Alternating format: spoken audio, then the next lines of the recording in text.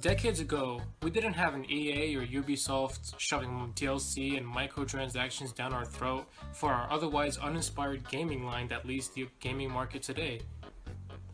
The FPS, while being a more recent genre in gaming, has already been bombarded with dozens of generic, uninteresting lineups that look no different from each other.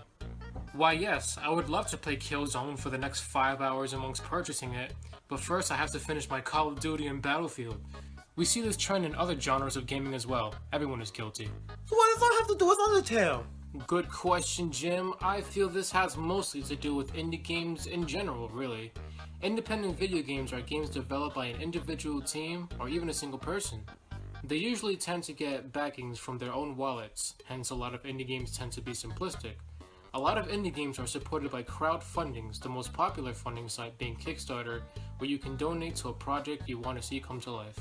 There's also Indiegogo and Seed and Spark, what the f? By far the best part about indie games are the fact that these games are mostly corporation free. Everything is decided by the developer. This gives aspiring graphics and game designers new opportunities to start something for their own. Games like Bloodstained, Ritual of the Night, A Hat in Time, Yooka-Laylee are all successfully Kickstarter projects consisting of independent game developers respectfully known for their contributions in past classic hits. Undertale is no exception. This little independent gem was developed by Toby Fox with additional artwork done by Temmie Chang. Toby Fox is a young game developer where, besides the Halloween hack of Earthbound, has never really had an original creation before. And what a place to start. Undertale is the most creative RPG I've played in years, and it really is unlike any game I've ever played, at least in format and structure. It takes the possibilities of basic game design and stretches them beyond what you would imagine an indie retro game could do, and is incredibly creative in its approach. Here is the frame of the story, and I'll discuss what I mean by frame in a minute. You're a human that has blurred the line between the world of humans and monsters when you fall into the depth of the underground. Monsters and humans are separated due to a long war between the two races. The humans are victorious and now inhabit the surface in all of its glory, whereas the monsters are kept underground where there is no sunlight, fresh air, water, or even a logical geographic setting whatsoever. The only thing that is keeping the monsters from reaching the surface is a barrier that is impassable and requires the soul of a human and monster to pass through.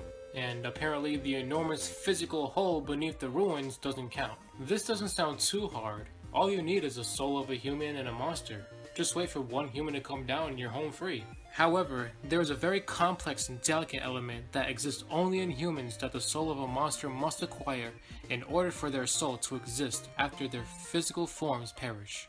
Determination. Thanks, Jim. The theme of determination is heavily and consistently emphasized throughout the game. What I can at least appreciate about this idea is it isn't just a theme for the sake of being a theme, having something to remember by when finishing the game.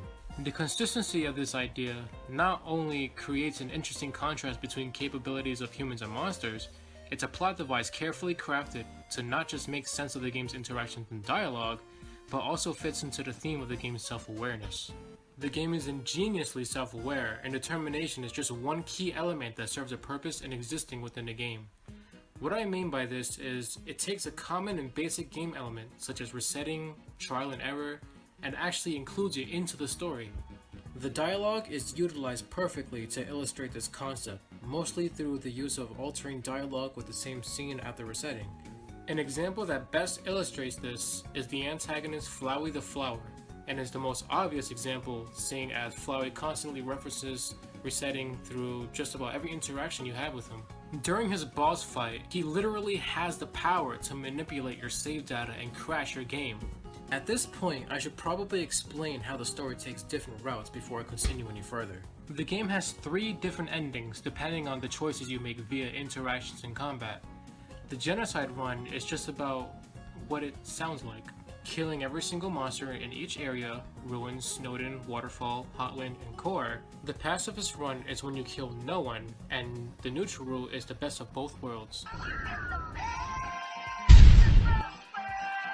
Depending on the route you take, your interactions with characters alter, most significantly the boss fights and final boss. So just think Shadow the Hedgehog. Actually, don't, I'm sorry you had to hear that. This adds to the previously mentioned self-awareness the game provides. The game's story mostly revolves around your actions, not as the protagonist of this world, but as you, the player, and how you empathize with certain characters with given personas. It's not like Toby Fox is gonna throw some blank slates your way and expect you to give a shit whether or not they die. Sarah.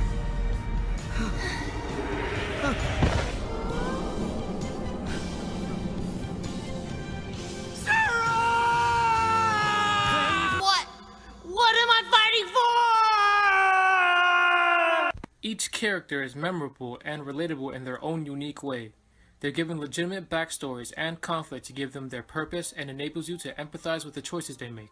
You control the pace of the game, so the character interactions are almost completely up to you. I don't want to ruin the emotional experience during the game, so that's all I'll say about the characters and story for now, but it's definitely worth playing the game if you want to see what the buzz is about.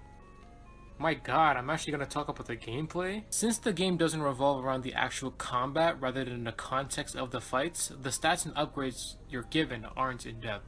Of course, if you feel like ballet shoes, toy knives, and frying pans are good weapons, then by all means. The options you're given are unconventional, for it's the first original game to give you the choice not to kill any characters in the game. Most of your gameplay will consist of avoiding attacks rather than attacking. This being your soul, which is represented by a heart, having to avoid an array of unique and varying attacks depending on the foe. This system becomes more complex as you play. The variety and even downright absurdness makes the combat system interesting. It's nice to see an attempt at giving a story-oriented game a surprisingly engaging turn-based combat system. Simple turn-based systems that exist in story-based games such as Earthbound never really interested me and couldn't keep me intrigued to even bother playing it further. I already have Pokemon to keep me pressing A once and wait to inevitably take damage. The overworld itself is rather linear for an RPG. There isn't exactly room for exploration when it came to the game, which cuts the game time marginally. Don't get me wrong, there are plenty of secrets and a few things to do as you walk this linear path, but going into the game, I would be lying if I said I didn't expect to find more routes to take and areas to go through.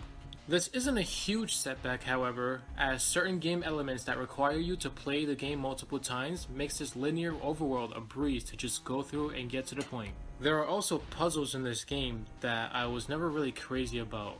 Once you've beaten the game, you're just gonna go through them like nothing. They don't really challenge you, but they also let you control the pace of what's going on, so you don't really have to worry about time-based or quick time puzzles. There's another one!